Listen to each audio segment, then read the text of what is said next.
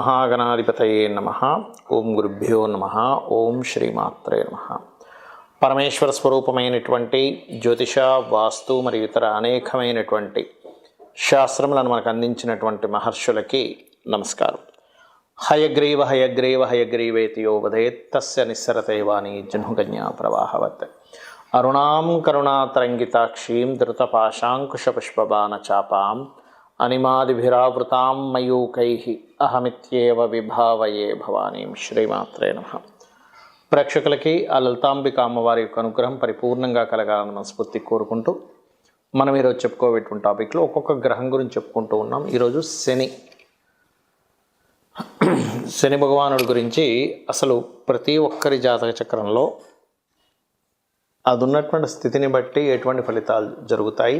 చాలామంది ఏంటంటే భయపడుతూ ఉంటారు అమ్మో అని. కానీ జ్యోతిష్ శాస్త్రంలో మందుడు అని చెప్పడం జరిగింది, అంటే లేట్ అవ్వడానికి కొన్ని ఆటంకాలకు కారకుడు అని చెప్పడం జరిగింది. కానీ కర్మకారకుడు ఆయనే, ఆయుష్కారకుడు ఆయనే, మనకి ఏదైనా ఒక ఫలితం అందించాలంటే కూడా ఆయనే అనేటువంటి చెప్పడం జరిగింది. కాబట్టి ఈ యొక్క విషయాలు చెప్తుంది నేనైనప్పటికీ కూడా చెప్పిస్తుంది సాక్షాత్ లలిత అమ్మవారిగా భావిస్తూ ఒక్కొక్క లగ్నం గురించి లేదా లగ్నం తెలియని వారి రాశి గురించి తెలుసుకుందాం.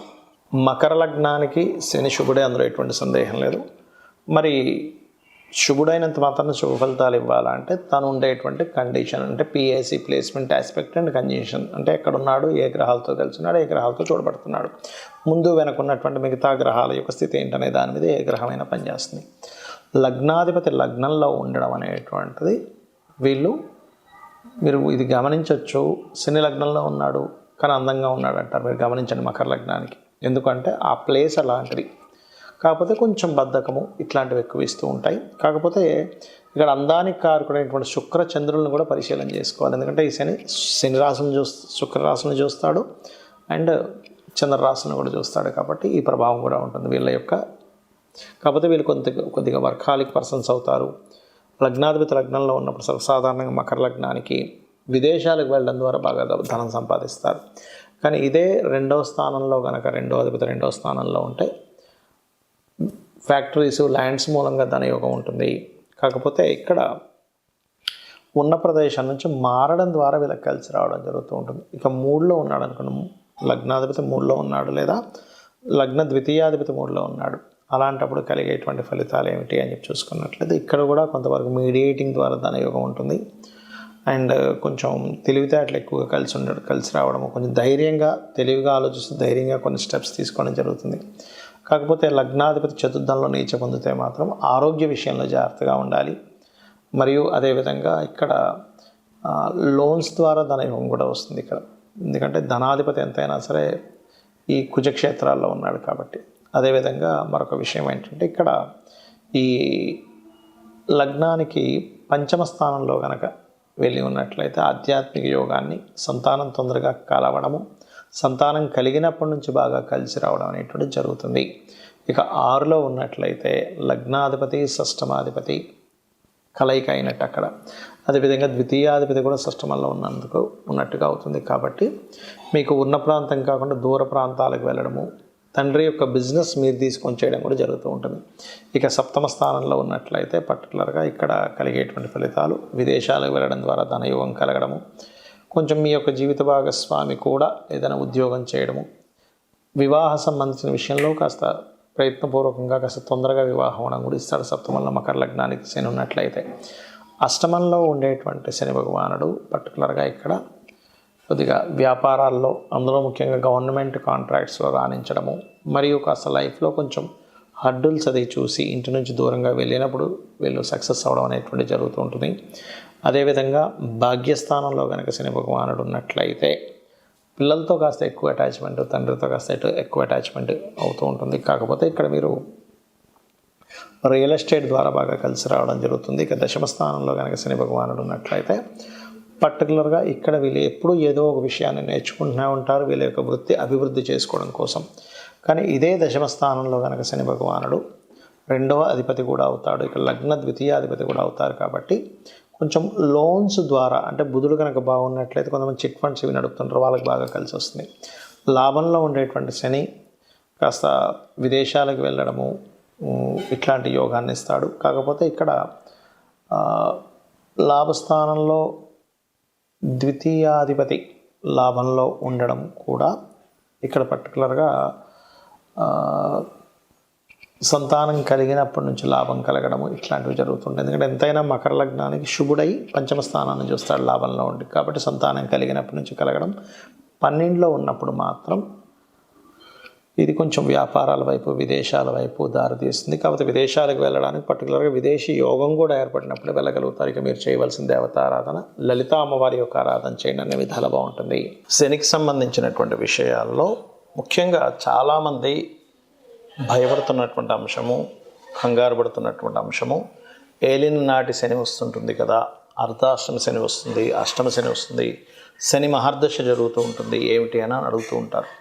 ఇక్కడ నేను చెప్పేది ఒకటే గుర్తుపెట్టుకోండి, శని ఈజ్ ఈక్వల్ టు కర్మ. అంటే కొత్తగా ఏమీ శని భగవానుడు మీ మీద పగబట్టడం కానీ, ఆయన ఏదో మీతో ఇట్లాగే బిహేవ్ చేయాలని కానీ ఏమీ ఉండదు, గుర్తుపెట్టుకోండి. కేవలం మీరు చేసుకున్నటువంటి కర్మ రిజల్ట్ అంతే ఆయన ఇచ్చేది.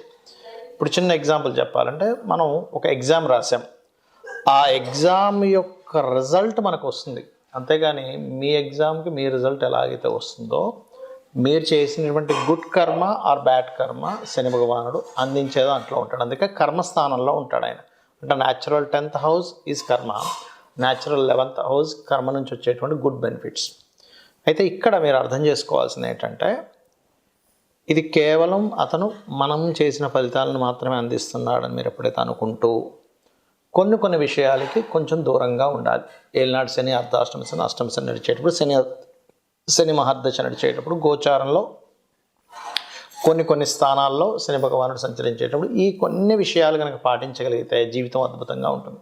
ఏమిటవి అంటే, మధ్యాహ్నం పూట యువకులు ప్రత్యేకంగా చిన్నపిల్లలకి లేకపోతే స్త్రీలకి వృద్ధులకి కాదు, ఇది మంచి ఏజ్లో ఉండి, అంటే దాదాపుగా ఒక 15 ఇయర్స్ నుంచి ఆల్మోస్ట్ ఒక 50 ఇయర్స్ మధ్యలో, 15 to 15 నుంచి 50 సంవత్సరాల మధ్యలో, 50-60 దాటిందంటే అక్కడ కొంచెం వృద్ధులు అవుతూ ఉంటారు. 60 ఇయర్స్ దాటిందంటే వారు మాత్రం ఎట్టి పరిస్థితుల్లో మధ్యాహ్నం పూట నిద్రపోకండి. ఎక్సెప్ట్ ఎవరికి మళ్ళీ ఇది నైట్ డ్యూటీస్ చేస్తారు కొంత సాఫ్ట్వేర్లో, అలాంటి వారు పర్లేదు, నైట్ అంతా మెలుకొని ఉన్నారు జాబ్ పర్పస్లో, వాళ్ళు మధ్యాహ్నం నిద్రపోయినా ఏమి కాదు. కానీ ఇవేమీ కాకుండా ఉన్నవారు ఎట్టి పరిస్థితుల్లో నిద్రపోకండి. దానివల్ల అనవసరంగా శని యొక్క ప్రభావం మీ మీద నెగటివ్గా ఇంపాక్ట్ పడుతూ ఉంటుంది. ఓకే, రెండవది ఏంటంటే, ఎట్టి పరిస్థితుల్లో కూడా మీరు మీ కింద పనిచేసే వాళ్ళు ఉంటారు, చిన్న ఇంట్లో పనిచేసే వాళ్ళు కావచ్చు, లేకపోతే మీ కింద వర్క్ చేసే వాళ్ళు ఎవరినైనా సరే మీరు దూషించకండి దయచేసి. మన కార్మికులకి, కర్షకులకి, అంటే కష్టమైనటువంటి పనులు చేసేటువంటి వారికి శని కారకుడు. వాళ్ళని మీరు ఎంత రెస్పెక్ట్ఫుల్గా ఉంటారో శని మీకు అంత బాగా యోగిస్తాడు, గుర్తుపెట్టుకోండి.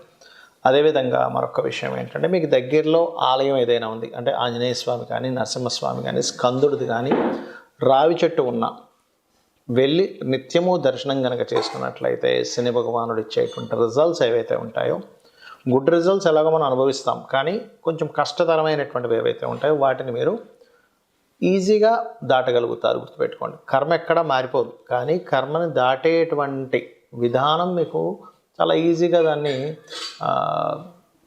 బేర్ చేయగలుగుతారనమాట. అలాగే మరొక విషయం ఏంటంటే, ఇక్కడ మీకు దగ్గరలో ఆలయం ఉన్నట్లయితే అక్కడికి వెళ్ళి నూనెని దానంగా ఇవ్వండి. అంటే టెంపుల్స్లో వాడుకోవడానికి ఇవ్వచ్చు నూనెని, లేదు నువ్వులు, తెల్ల నువ్వులు, నీలం రంగు వస్త్రము శనివారాలు ఇస్తుంటే కూడా, ఇందాక మనం చెప్పుకున్నట్టుగా ఏలినాటి శని, అర్ధాష్టమ శని, అష్టమ శని ప్రభావం తగ్గుతుంది. కానీ కొంతమందికి శని దశ ఉంటుంది, 19 ఇయర్స్ ఆఫ్ శని మహాదశ, వాళ్ళకి ప్రతిసారి బ్యాడ్ అవ్వాలని రూల్ లేదండి. మీ జన్మజాతకంలో కనుక PAC అంటారు, అంటే ప్లేస్మెంట్ మంచి స్థానంలో ఉండి మంచి గ్రహంతో చూడబడుతూ ఒక శుభగ్రహంతో కలిసి ఉండి నీచభంగ రాజయోగాల్లో ఉంటే ఆ శని మహర్దశ కొన్ని వేల కోట్లు కూడా ఇచ్చి తీరుతుంది, అందులో ఎటువంటి సందేహం లేదు, గుర్తుపెట్టుకోండి. అయితే ఇక్కడ మీరు అర్థం చేసుకోవాల్సింది ఏంటంటే, కర్మ ఖచ్చితంగా సంబంధం ఉంటుంది. మనం పని చేయాల్సిందే, పని చేయకుండా ఏదో నేను కూర్చుంటే వచ్చేస్తాయి అనుకుంటే తప్పు. అది ఎవరికి వస్తుంది? పూర్వజన్మలో బాగా పుణ్యాలు చేసి వాళ్ళు ఏదో గొప్ప ఇంట్లో పుట్టి వాళ్ళకు ఓన్లీ కూర్చుంటే సాగుతుంటే అందరికీ అది సాగదు. ఎందుకంటున్నానంటే, ఆఖరికి మనకి మహాభారతంలో యుద్ధంలో శ్రీకృష్ణ పరమాత్మ సాక్షాత్ విష్ణు స్వరూపం పక్క నుండి కూడా ఆయన యుద్ధం ఫిజికల్గా చెయ్యమనే చెప్పాడు. అంతేగాని నేను మీరు అలా కూర్చోండి, నేను ఒక మంత్రం చదువుతాను, కౌరవులందరూ చచ్చిపోతారు ఒక మాయలా చేస్తే, మీరు చక్కగా మీ రాజ్యం మీరు ఏలుకోవచ్చు అని ఎక్కడా చెప్పలేదు. నువ్వు యుద్ధం చెయ్యి, నీ ధర్మాన్ని నువ్వు చెయ్యి అని చెప్పాడు. అంటే ఏమిటి? సాక్షాత్ శ్రీకృష్ణ పరమాత్మ పక్కన ఉండగా కూడా, ఇది మీరు అర్థం చేసుకోండి. అంటే ఏమిటి? మన చుట్టూ మనం చేసేటువంటి పూజలతో పాటు అమ్మవారు ఉంటుంది, కానీ ఉన్న వాళ్ళకి జయం ఉంది అక్కడ. ఎవరి పక్షానైతే శ్రీకృష్ణ పరమాత్మ ఉన్నాడో వాళ్ళకి విజయం లభించింది. మనం చేయవలసింది ఏమిటంటే, మన పని మనం చేసుకుంటూ మనం అమ్మవారినో మీ స్వామివారినో విష్ణువునో శివునో ఎవరినో కానీ పట్టుకొని ఉండాలి. అలా మీరు చేసుకుంటూ వెళ్ళినట్లయితే ఖచ్చితంగా 100% విజయం లభించి తీరుతుంది. అందులో ఎటువంటి సందేహం లేదు. అయితే ఇక్కడ మీకు ఒక్క విషయం చెప్పి ముగిస్తాను. మీ పర్సనల్ చార్ట్లో శాటర్న్ శుభగ్రహాలతో ఉన్నాడా పాపగ్రహాలతో ఉన్నాడా చూసుకోండి. ఎక్కువ పాపగ్రహాలతో ఉన్నాడు అనుకోండి, శాటర్న్కి శత్రువులు ఎవరు? కుజుడు. ఎందుకంటే అగ్రెసివ్ ప్లానెట్, అది fast moving planet, fiery related planet. ఇదేమో కోల్డ్ రిలేటెడ్ ప్లానెట్. సో అక్కడ ఫ్రిక్షన్ ఏర్పడుతుంది దానివల్ల. సో కుజుడితో ఉన్న, కేతువుతో ఉన్న, కేతువు ఎందుకు? వీటికి కారకుడు. ఏది? వైరాగ్యానికి, విరక్తికి. ఇదేమో కర్మ, అదేమో విరక్తి. ఈ రెండు కలవకూడదు. అంటే కుజుడితో ఉన్న, కేతువుతో ఉన్న, ఒక్కొక్కసారి సన్తో కంబస్ట్ అయినా ఇబ్బంది చేస్తుంది. ఈ 3 గ్రహాలతో ఏ గ్రహంతో ఉన్నా ఆ పర్టికులర్ గ్రహాలకు కూడా దీపారాధన చేయండి, మీకు అన్ని విధాలా బాగుంటుంది. ఆ లలితాంబిక అమ్మవారి యొక్క అనుగ్రహం మీకు పరిపూర్ణంగా కలగాలని మనస్ఫూర్తిగా కోరుకుంటూ శ్రీమాత్రే నమః.